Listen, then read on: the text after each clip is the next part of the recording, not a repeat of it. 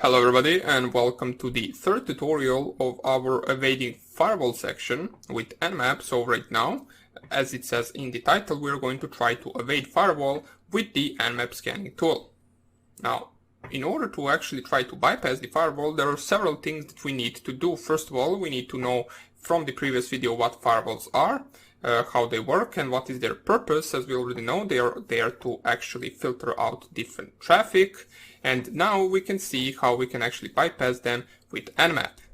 Now, before you actually try to bypass them, you need to understand one thing, is that you don't really know what types of rules are set on a certain firewall. Therefore, you will not really know what you need to do by default in order to bypass it from the first scan. That's why it is always important, which I will mention a few times in the future as well.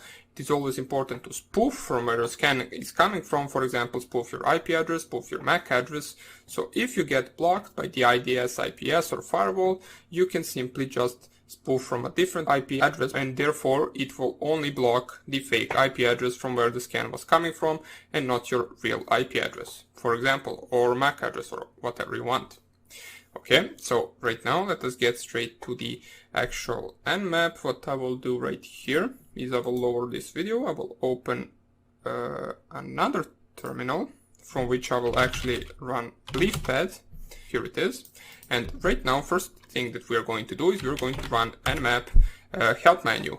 So we can see right here that there are several sections split in these options right here, such as the MISC output. Then here is the firewall, IDS evasion spoofing. Here is the timing and performance, OS detection, script scan, service version detection, port specification and scan order, scan techniques, and so on and so on. Now I think there is two more things. Okay, so here is the target specification and host discovery. Okay, now since we are here to actually first of all bypass the firewall, we are interested in this section right here. So the first thing that I don't see it is mentioned right here is the performing scan with TCP window scan. Now, the TCP window scan in Nmap syntax looks like this. So Nmap and then -SW, and the W is capital, and then the IP address of the target that you actually want to scan. Now, why we're using the TCP window scan? Well, it is less likely to trigger a firewall, and it is very similar to an ACK scan in Nmap. Now, an ACK scan simply looks the same like this, just instead of the W, you specify capital A. In ACK scan, the actual Nmap only sends the ACK part of the TCP connection. Therefore, you never really get the full connection to the target, and it is less likely for you to actually get detected with your scan. That's why you use these two options. So if you want to check them out in the Nmap help menu, you can find them up here. Let me just see. Here is the SA and here is the SW. So SA stands for ACK scan and SW stands for Windows scan. Now there are also different scans right here, which we are not going to mention at the moment. We're going to mention them in a future video. Right now, let us get to the second thing that we can do in order to actually bypass the firewall. So we will set this to be as number 1. Number 2 would be to actually fragment the packets. Now, why are we trying to actually send fragments of packets? Well, it splits larger packets into smaller ones, and it's useful against targets which can't handle larger packets. Therefore, we can actually implement it in our Nmap scan using the -F option. As we can see down here in the firewall evasion, there should be a -F of option. So here it is. Fragment packets, you simply just type Nmap -F and then the IP address of your target. So this is the most broad fragmentation of packets. Now we will see later on that we can actually use different options as well in order to to specify in a greater detail how you want to fragment the packets, which is this MTU option, which we are going to cover later on. For now on, it is not that important. Now on, we only want to see which options are used to bypass firewall. So let's get straight to the third option. And the third option would be to spoof MAC address and to spoof IP address in case there is a MAC blacklist or whitelist that's allowed to interact with the network. Now, a MAC whitelist basically means they have a file with the specified MAC addresses that are only allowed to access that specific network. Same goes with the blacklist, just the blacklist is a file with the MAC addresses that are not allowed to actually enter that network and that are simply just blocked from that network. Okay? Now, spoofing a MAC address can bypass most of the firewalls that actually have a rule implemented for the MAC addresses.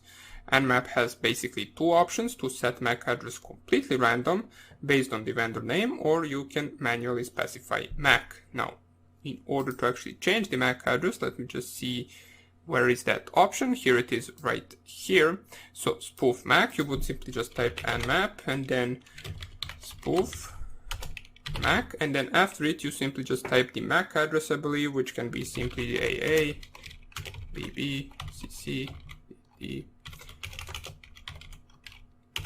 or something like that. You simply just type any MAC address you want. It can even be numbers. Whoops, I deleted this. So it can be something like 112233445566, and therefore even if your MAC address gets blocked, it will be this MAC address that actually does get blocked by the target. Therefore you can simply just spoof it once again and you will be good to go. Okay, so once again, remember that there are two options: random based on the vendor name MAC address, or you can manually specify MAC address just like I did right here. As you can see in the options, you simply just specify one of these things, so spoof MAC, and then after it you simply specify either a MAC address, a prefix, or a vendor name. So that is the syntax. Now, the last thing that we can actually try, which is a mixture of these first three things, is to try different Nmap scripts. Now, scripts are based on the steps above, so simply scripts are based either to bypass firewall using these types of scans or fragmenting packets, and of course spoofing your MAC and IP address. But we can use Nmap scripts to perform the things above automatically and many other things as well.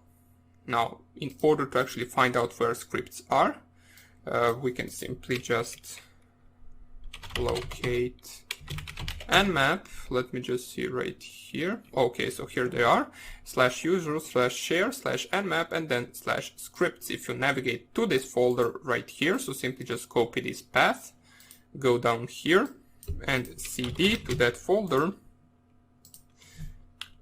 and you type ls, you will see there are a bunch of scripts right here that are not only used to bypass firewall, but there are also some types of vulnerability scanner, some types of scripts that actually allow you to scan better. As we can see, it will give us some additional information about the target. We can see Samba vulnerability, host map, RPC info, SMB. These are some SMB scans right here. We can see HTTP errors.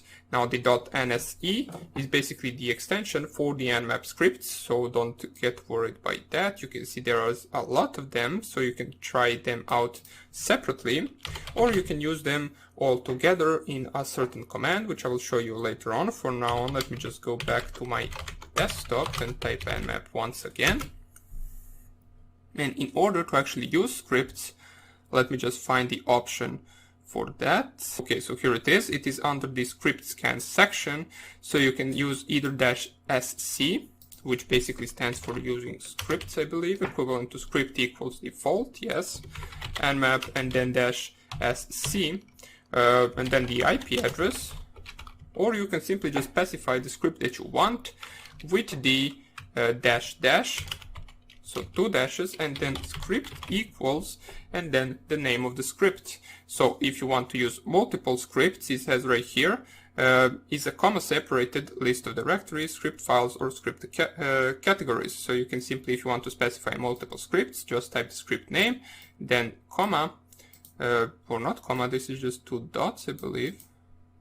Doesn't even matter, try both options and see which one works, and then you specify a different script. If you want to specify the arguments for scripts, you can simply just specify them using this option right here, so --script -args equals, and then the argument for those scripts.